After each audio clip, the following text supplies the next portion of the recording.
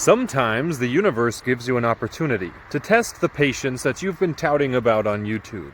And I just wanted to say I've had an amazingly long day. It's been fun, but very difficult, very sweaty, lots of manual labor involved. I took a little bit of extra work at the end of the day to help my company to carve itself out into the world. And look.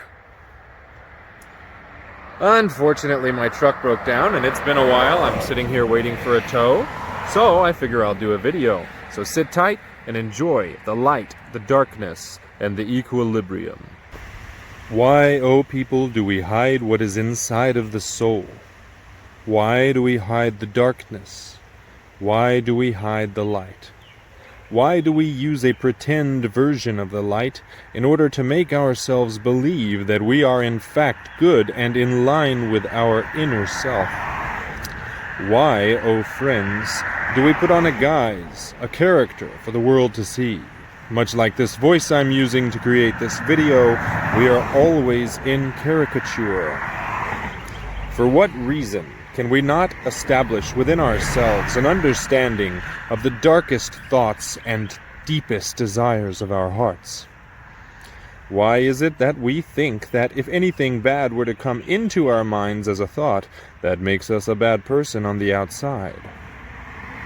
Well, I am here to tell you that every single one of you out there has the same deep, dark thoughts and desires.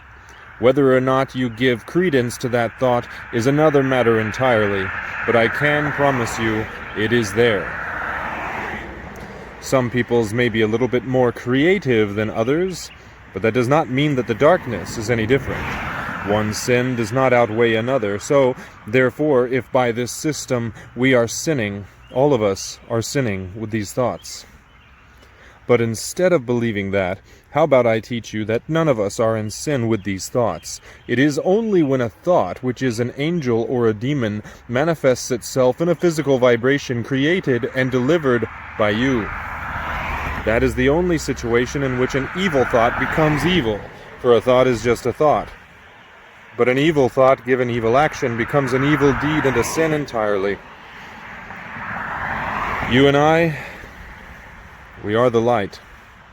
We are to bring it to this earth, and in order to bring light to the world, we must first reveal the darkness.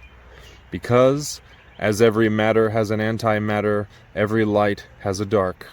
And without it, that light could not sustain itself and hold itself in physicality in any sense, because its opposite is required for itself to exist. So, if, by that principle, you are good, then your evil is also good, inversely. But when one becomes heavier than the other, that is when difficulties could arise. For some who pursue good only, they sometimes find themselves falling even harder upon the darkness because the good has tricked them. It has made them think that that's the only thing that they can do, and without a solid boundary or without a solid foundation, they fall and they sink into the quicksand. But if you find balance within yourself, acceptance in the truth and the love of who and what and why you are, then that balance will bring forth good fruit to the world. Because it is in balance and homeostasis that we can find true peace. Too much to one or the other will render ourselves useless, will render us confused, and wondering what are we doing.